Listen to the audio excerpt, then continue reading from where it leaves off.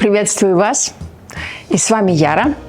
И сегодня я хотела бы остановиться на очень важном ингредиенте, который мы порой недооцениваем, а именно хлебе. Точнее, крутоны, которые появляются из хлеба, или гренки, как хотите. Я знаю, что многие мои знакомые и друзья покупают крутоны в пакетах и используют для того, чтобы добавить в салат, в суп или еще куда-то.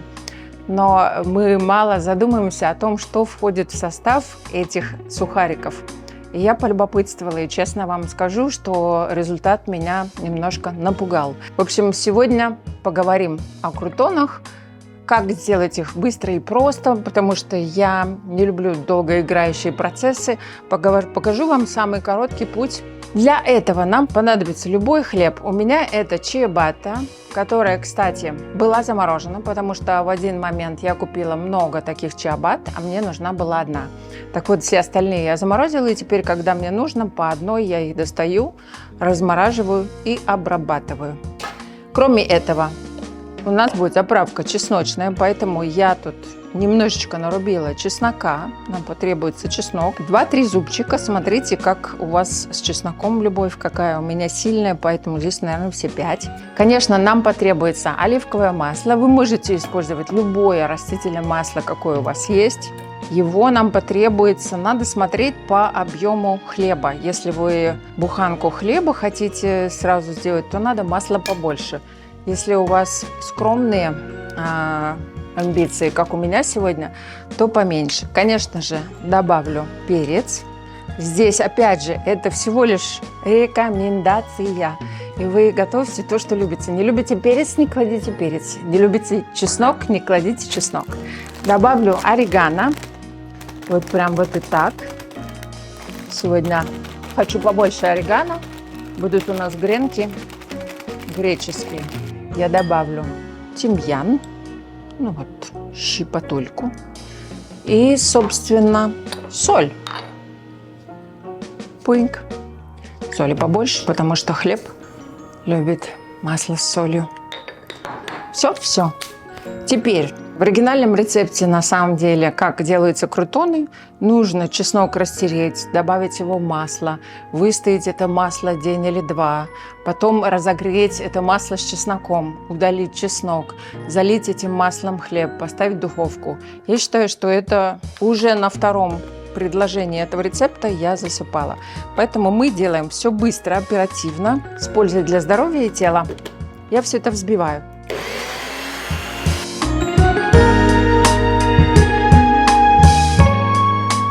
Блендер-измельчитель вы можете использовать совсем по вашему усмотрению любой. И вот у нас получилось замечательное чесночное масло. Ах, пахнет класс.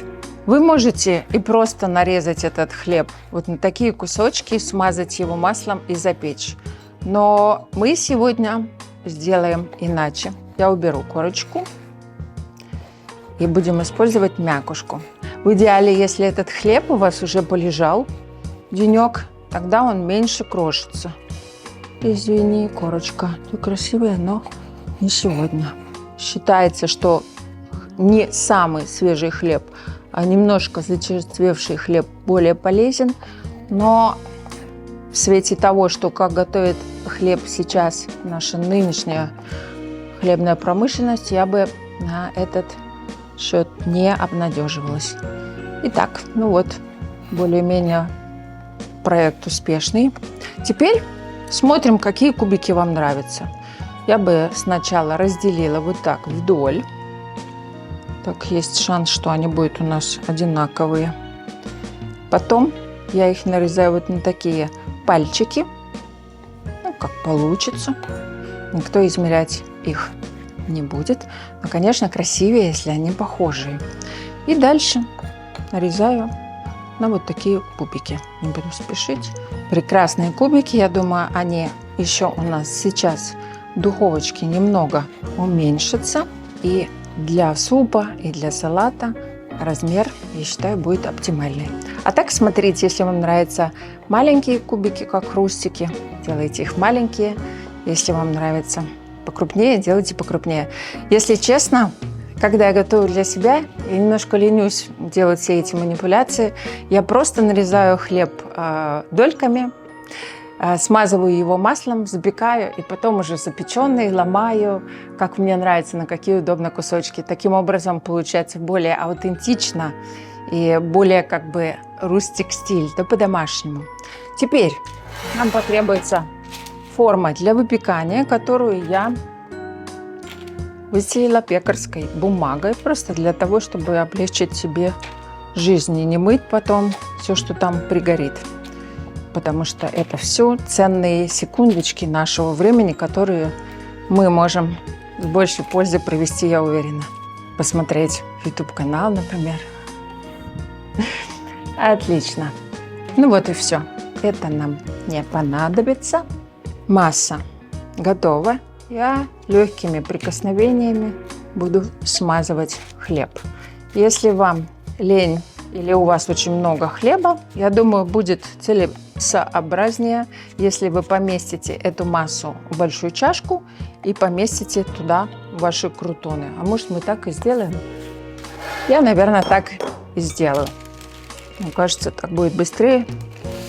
И если честно, откровенно говоря, я очень люблю, когда у меня много масла, много заправки и хлеб очень чесночный.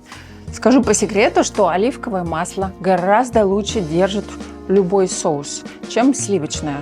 И гораздо дольше сохраняется хрустящим. То есть крутоны, которые вы сделаете на растительном масле, у вас будут хрустящие и не вбирают в себя влажность воздуха гораздо дольше. Даже если вы бросите такой крутон в суп, он будет оставаться хрустящим. Ну вот, теперь как-то так трясем, бережно смешиваем хлеб руками. Кстати, это одна из причин, почему черствый хлеб лучше. Если у вас будет хлеб здесь совсем мягенький, то вот эта манипуляция нарушит целостность кубика. А нам важно, чтобы кубики были красивые. Теперь все это перемешано. Я просто вот так распределяю наши золотые кубики. Мои красавчики пахнут невероятно.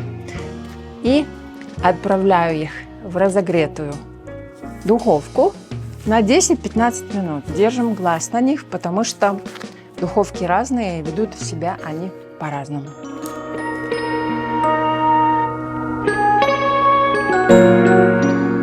Этот рецепт очень легкий. Я думаю, вы в этом уже убедились. А самое главное, что это сухарики, которые вы приготовили дома с любовью, знаю, что вы туда положили и что добавили. И поверьте мне, вкус не сравнится ни с какими другими сухариками. Текстура и хруст вас просто поразят, и вы больше не сможете есть никакие другие сухарики. Я надеюсь, что вы будете их готовить. Пишите, если вам понравился этот рецепт, если было легко или сложно, и куда еще вы добавляете эти сухарики. А с вами была Яра, и до очень скорой встречи на моем канале.